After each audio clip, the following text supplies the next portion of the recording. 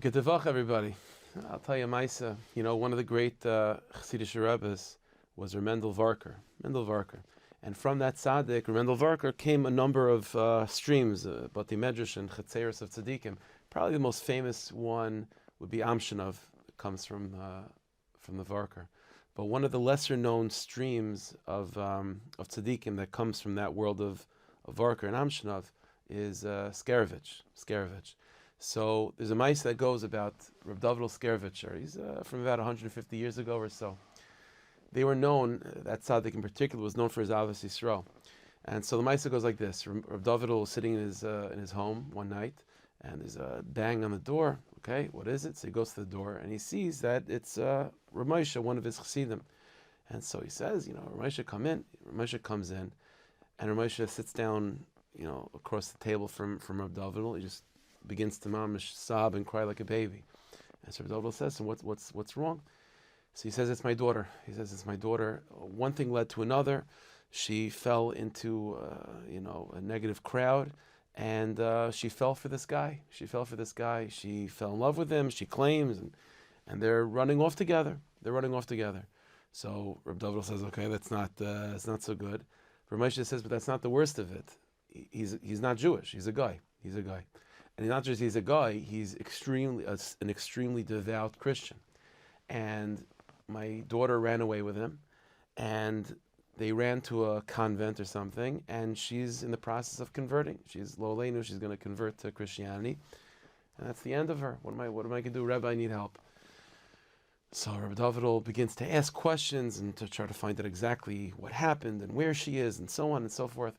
And after investigating and getting enough information to clarify the situation as much as possible, so Rav Davidel says to his chassid Rav Moshe, he says, listen, Rav Moshe, I'm going to do the best I can. And Bez Hashem, with God's help, we should be matzliach.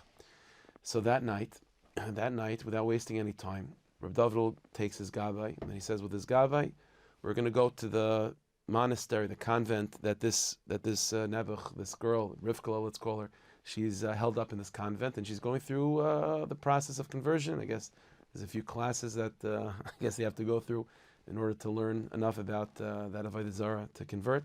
And she's going through these classes in this monastery, in this convent. And so he says to his Gabe, we're going to try to rescue the girl. Okay? The Gabe doesn't know exactly what the Rebbe has in mind, but they go. And so the Rebbe says to the Gabe, as we get into the wagon, bring 2 chairs. Okay, fine. So that's what the Gabe does. He takes 2 chairs from the dining room, whatever it is. He loads it on the wagon, and they travel to this monastery. So they get to the monastery. It's the middle of the night.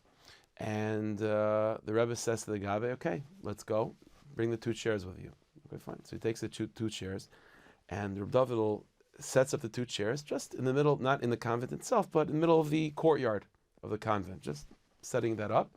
And the Rebbe sits down, and he says, okay, shine. He takes out a sefer, he's learning. So the Gabe is, okay, fine. I guess the other chair is for the Gabe.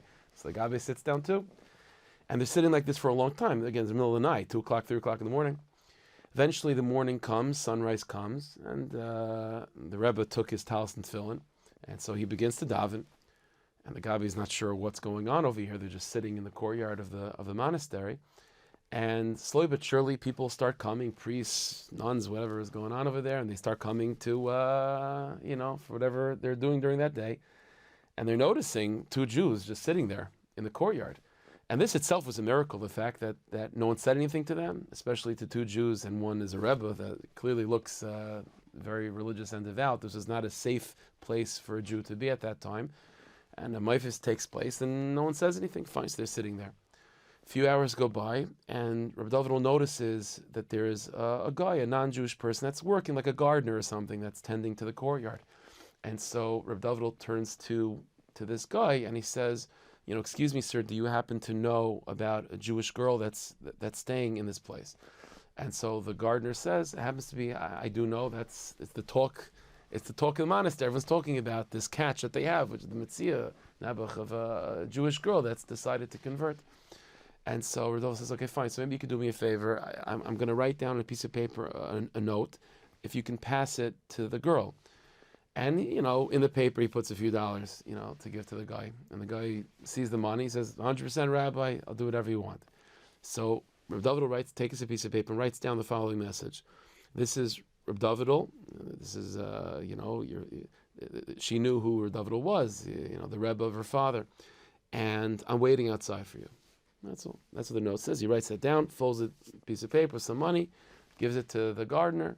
The gardener finds his way inside. Fine, hopefully, assuming delivers the note. Fine, the Rebbe sits back down.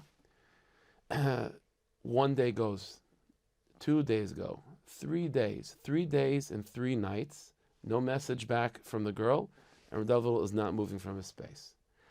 Meanwhile, back and forth, the Gabbai is traveling back and forth to bring some food and water and so on from a kosher source, but the Rebbe is not moving. And after 1 day, 2 days, the Gabbai is saying, Rebbe, she's not coming out. She's not coming out. The Rebbe just ignores it. After 3 days and 3 nights, like 2, 3 o'clock in the morning, all of a sudden, they hear a huge noise, a huge shattering of glass. What's going on? And they look up and they see, and from one of the windows of the convent, the glass shatters. Someone broke the window, and this rope descends down, and it's Rivka. It's Rivka. She's climbing out of the convent, and she runs to the Rebbe. She says, Rebbe, I'm here. Let's go. Okay, so they start running. This was not a simple thing just to escape from a convent in those days. So maybe it's true now. I have no idea. But they're running out, and they're just running as far as they possibly can. Eventually, they get to a certain location in the woods where they can sort of catch their breaths. And they sit down, they're catching their breaths. And so the Rebbe is just happy to see Rivka. The Gabbai's there too. And the Gabbai turns to the girl he says like this, Rivka, you were in there for 3 days. What made you change your mind? What made you change your mind? And so Rivka said, she turned to the Gabbai and she said, I'll tell you the truth, what made me change my mind. The issues that I have with my family and Yiddishkeit, that wasn't changed. Nothing changed. But what changed is this following thing. I knew, once I got that letter, I knew that the Rebbe is not leaving until I come. And the Rebbe would stay in the courtyard for years, if it takes. He's not leaving until I come. And so after 3 days, I thought to myself, it's Rachmanis on the Rebbe. I can't have him sit like this anymore. I have no choice but to leave. That's the Maisa. No. Such a thing like that. Every single one of us, listen, Baruch Hashem, we shouldn't be stuck in convents like this. But everyone has their gullahs. Everyone has their place that they're stuck in, But to have tzadikim and tzadkanias, to have a Rebbe or a Rebbitzin or a Meir, someone that you look up to, that in your heart of hearts that person's not leaving the courtyard until you escape, that itself saves a person's life. That itself saves a person's life. And that's what a tzaddik is. A tzaddik is someone that they're not leaving until you leave. They're not leaving unless you're free. That's what a tzaddik is. Hashem should bless us to be zeichet to have tzaddikim like that, to have people in our lives that we can trust, that no matter what we're going through, they're dedicated to us and they're not leaving until we're helped. And that's how the Rebbeinu Shalom wants its tzaddikim to live, and that's the Rebbeinu Shalom is for us also. The Rebbeinu Shalom is also, the Rebbeinu Shalom Kiviyachol is sitting on a chair in the courtyard of the convents that we're stuck in. And we should also believe the Rebbeinu Shalom is not leaving until we leave. And that itself should give us the inspiration and the strength to break through the window and to escape with the Rebbeinu Shalom. Anoiche elcha gam aloi, like the pasuk says in Parshas Vayechi, at the end of Parshas V'yigash already, that the Rebbeinu Shalom says to Yaakov Avinu, you're going to Mitzrayim, I'm going with you, and I'm only leaving when you come with me as well. And that's the Rebbeinu Shalom, that's what a tzaddik is. Hashem should bless us, that we should be zeichet to have tzaddikim like that, to have chaskas that comes from that belief that the Rebbeinu Shalom is with us and he's not leaving until we come out of Galus with him.